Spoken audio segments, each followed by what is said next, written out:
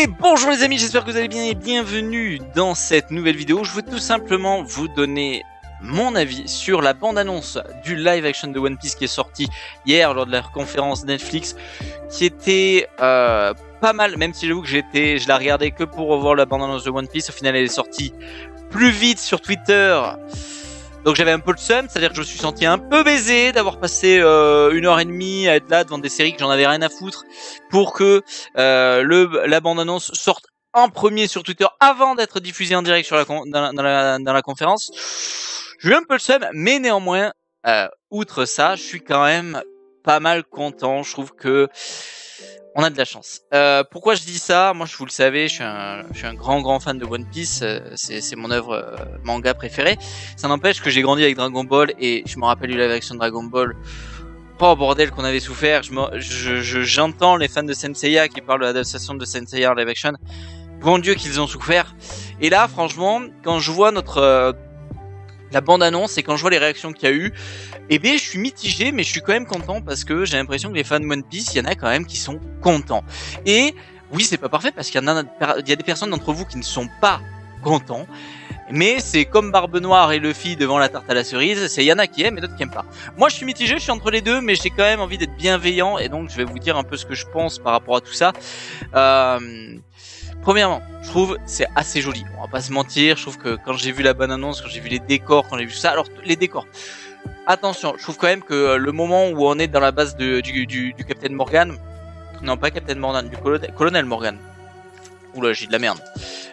Oui, Colonel Morgan, pas Capitaine. Ça fait un peu cheap. J'ai trouvé que ça fait un peu cheap. Maintenant, bon, il y a d'autres décors qui sont magnifiques.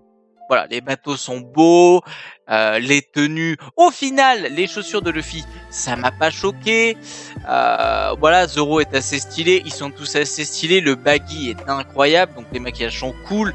Il y a de la prestance, c'est cool. La VF est vraiment cool. Moi, vous le savez, je suis en défense. J'aime beaucoup prendre la défense de la VF et la VF pour le coup est vraiment chouette et je la préfère à la VO. Parce que pourquoi je dis ça, je défends la VF mais ça n'empêche pas que je peux comprendre que les gens me disent oui la VO est mieux. Néanmoins là je trouve quand même vraiment que la VF apporte vraiment un plus. Je trouve que la VO a un peu un manque de saveur pour être honnête. Mais outre ça, les FX sont assez cool. La scène avec Shanks et le grand monstre marin, vous vous souvenez où il perd son bras en sauvant Luffy, quand même assez stylé. Tout n'est pas parfait, ça c'est clair. Je trouve que la CGI pour étendre lorsque Luffy fait son gum-gum laisse à revoir. Néanmoins c'est assez compliqué à faire, surtout une œuvre comme One Piece, ça va être très dur à faire en live action. Mais je suis rassuré par quoi? Parce que tout simplement les acteurs en ont tous parlé. Oda a consacré énormément de temps à superviser ce live action.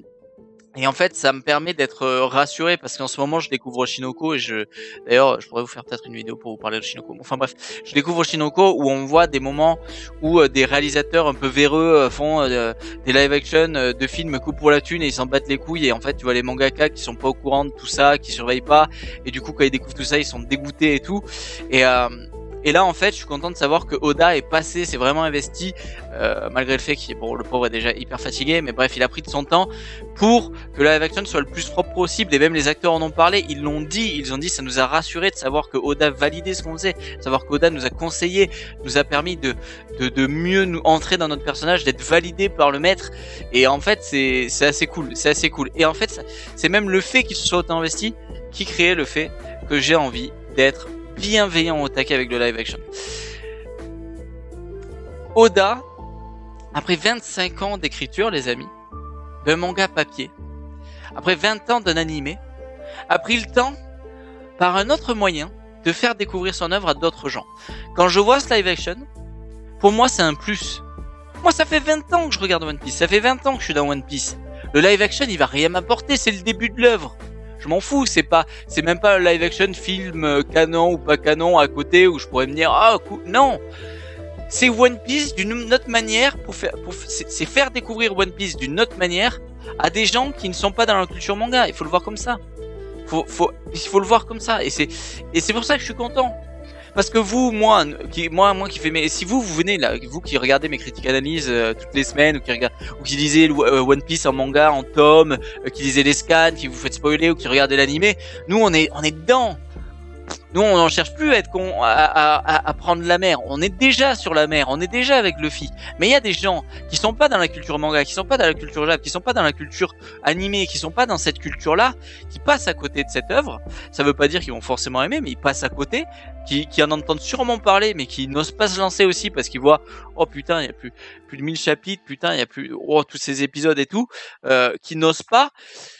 Et là, ça va leur permettre de engager le pas dans l'œuvre. Et ça, c'est cool, parce que ça me fait plaisir de voir Koda, encore après 25 ans. 25 ans, les gars!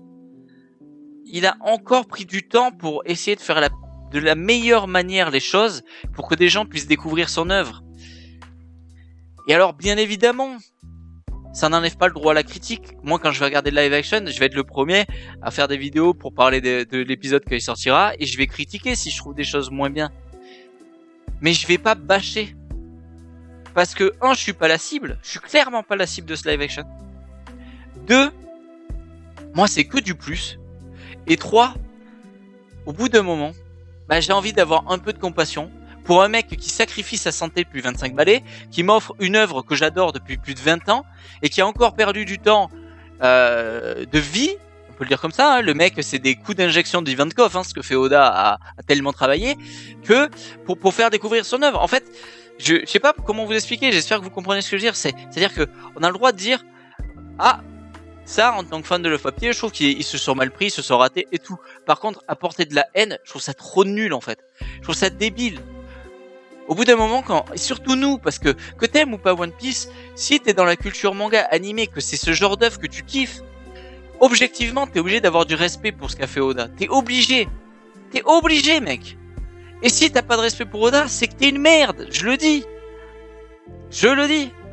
T'as des mangaka, au bout de 3 ans, avec le rythme de vie des mangaka, tu vois, qui est horrible. Et un jour, il faudra qu'on en parle. Il faudra vraiment ouvrir le sujet et ouvrir le débat sur ça, parce que c'est une honte absolue, le rythme de vie des mangaka. Ok, c'est vraiment, faut qu'on ouvre un sujet sur ça, tellement c'est honteux. T'en as au bout de 3 ans, 2 ans, 5 ans, ils en peuvent plus. Ils n'en peuvent plus. Le mec, ça fait 25 ans. 25 ans qu'il est dans son œuvre, plongé dans son œuvre. Alors oui, il y a les beaux côtés, bien sûr qu'il gagne beaucoup d'argent, bien sûr que sa famille est à l'abri, bien sûr qu'il a une très grande renommée, bien sûr que One Piece est un des mangas les plus importants. C'est un manga qui est dans le Big Free, avec qui se bat avec Naruto, Dragon Ball, dans toute cette culture un peu dans ces immensités du manga, tu vois. Et il y aura de la nouvelle relève. On a My Hero Academia qui prend énormément de poids et qui prend énormément de face. Mais regardez My Hero Academia, par exemple, j'en parle, j'y pense. Le mangaka est en mauvaise santé. Ça fait pas 20 ans qu'il écrit, tu vois.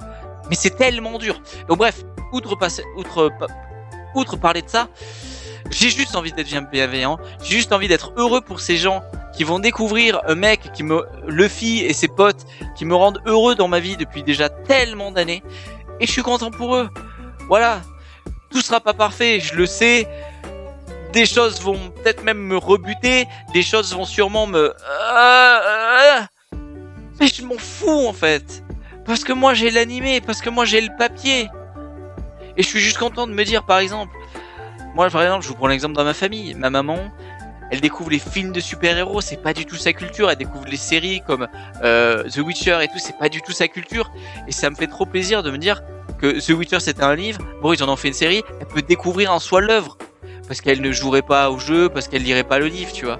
C'est pas ce vers quoi elle a. Les super-héros c'est pareil, elle lirait pas les comics, mais les films lui permettent de découvrir ses personnages, et je vais pouvoir lui faire découvrir One Piece par rapport à ça. Je lui ai fait découvrir par exemple une partie du Seigneur des Anneaux en lui expliquant les différences avec le lore, avec les anneaux de pouvoir. C'est pour ça que j'ai été très... Pareil dans ma critique des anneaux de pouvoir, je pense que c'est hyper important quand on est des fans hardcore d'une licence de bien comprendre qu'on n'est pas la seule cible visée et qu'on n'est pas même la cible visée pour ça. Donc voilà les amis, c'était mon avis pour cette bande annonce et pour le live action One Piece. Moi je suis quand même assez hype dans une certaine limite, mais je suis quand même assez content de ce que j'ai vu. Je suis impatient de voir un épisode et de rentrer dans ce live action pour me faire un avis. Et je suis surtout impatient pour vous tous qui allez rentrer dans cette œuvre magnifique qui est One Piece. Vous allez découvrir beaucoup d'amour, de rire, des sujets incroyables traités comme le racisme, la maltraitance des enfants, les drogues, et les guerres, et bien d'autres sujets qui sont dont Oda parle dans son œuvre. Donc j'ai hâte que vous découvriez tout ça. Et comme je le dis, soyons juste bienveillants et remercions Oda de nous offrir d'une autre manière, encore une fois, une manière de prendre la mer et le fil. Les amis, si vous voulez, vous pouvez vous abonner ici, regardez la dernière vidéo en cliquant là. Je vous fais des gros bisous, prenons soin de vous et surtout, n'hésitez pas à me dire votre avis dans les commentaires. Salut tout le monde, ciao ciao, bye bye.